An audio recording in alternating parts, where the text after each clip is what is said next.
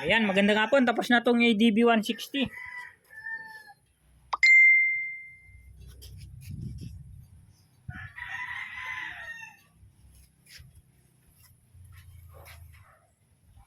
Okay, thank you.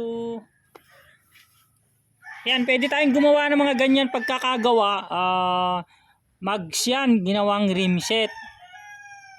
Merong pwede sa ADB 150, ADB 160, NMAX version 1, version 2, Aerox version 1, version 2, PCX 160. Yan, pwede.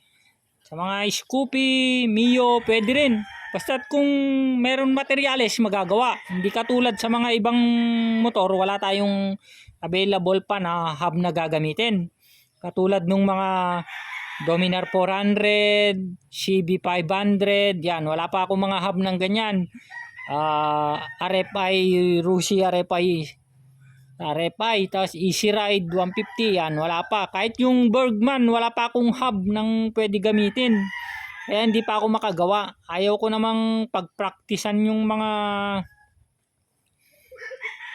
motor na hindi ko pa nagagawa, tanggap ako ng tanggap na pagpraktisan. Hindi. Dapat gagawa muna ako ng sarili kong materyales bago ako gagawa ng tatanggap ng mga sa inyo. Ayan. Okay, thank you. Pag wala pang hub, wala pang magagawa. Ayun. Thank you.